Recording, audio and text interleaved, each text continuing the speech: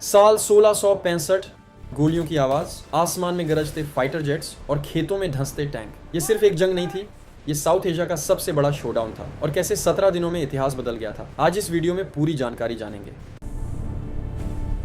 साल था 1965। भारत और पाकिस्तान को आजाद हुए लगभग 18 साल हो चुके थे, लेकिन कश्मीर का मुद्दा अभी भी दोनों देशों के बीच सबसे बड़ा टेंशन बना हुआ था। 1947 से 48 की पहली लड़ाई के बाद सीमा तय हो गई थी, मगर भरोसा पूरी तरह नहीं बन पाया था।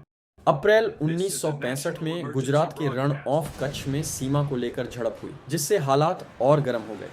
इसके बाद अगस्त 1965 में पाकिस्तान ने एक गुप्त मिशन शुरू किया जिसका नाम था ऑपरेशन जिब्राल्टर। इस योजना के तहत पाकिस्तानी सैनिक आम नागरिकों के भेष में जम्मू कश्मीर में घुसपैठ करने लगे। उनका उद्देश्य था अंदर से बगावत भड़काना और भारत पर प्रेशर बनाना, लेकिन यह योजना सफल नहीं हो सकी क्योंकि स्थानीय लोगों ने साथ नहीं दिया और भारतीय सेना को इसकी जानकारी मिल गई।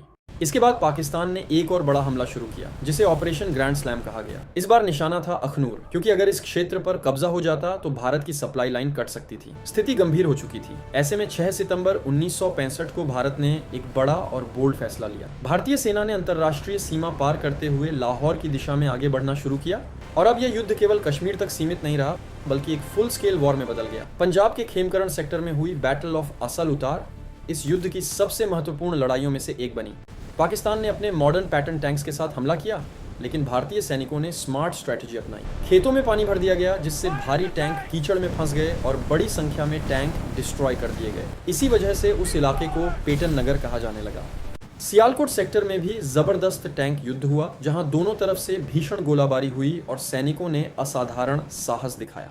जंग केवल जमीन तक सीमित नहीं थी। आसमान में इंडियन एयरफोर्स और पाकिस्तान एयरफोर्स के बीच फाइटर जेट्स की डॉग फाइट हुई। एयरबेस पर हमले हुए और साउथ एशिया ने अपना पहला बड़ा मॉडर्न एयर वॉर देखा। समुद्र में इंडियन नेवी पूरी तरह अलर्ट रही और समुद्री सीमाओं की सुरक्षा सुनिश्चित करती रही। करीब 17 दिनों तक चली इस भीषण लड़ाई में दोनों देशों को भारी नुकसान हुआ। हजारों सैनिक शहीद हुए, टैंक और विमान तबाह हुए और अंतर्राष्ट्रीय स्तर पर चिंता बढ़ने लगी। अंततः 23 सितंबर 1965 को सीज फायर लागू हुआ और युद्ध रुक गया। जनवरी 1966 में ताशकंद में शांति वार्ता हुई, जहां भारत के प्रधानमंत्री लाल बहादुर शास्त्री और पाकिस्तान के राष्ट्रपति अय्यूब खान ने समझौते पर हस्ताक्षर किए, जिसे टशकेंट एग्रीमेंट कहा गया। लेकिन समझौते के अगले ही दिन शास्त्री जी का निधन हो गया और पूरा देश शोक में डूब गया। 1965 का यह युद्ध भले ही आधिकारिक रूप से किसी स्पष्ट जीत के साथ समाप्त नहीं हुआ, लेकिन इसने भारत को आत्मविश्वास, एकता और नई सैन्य शक्ति का एहसास कराया। जय जवान जय किसान का नारा पूरे देश में गूंज उठा और यह जंग केवल जमीन की लड़ाई नहीं, बल्कि साहस, बलिदान और नेशनल प्राइड की कहानी बन गई, जिसे आज भी गर्व के साथ याद किया जाता है।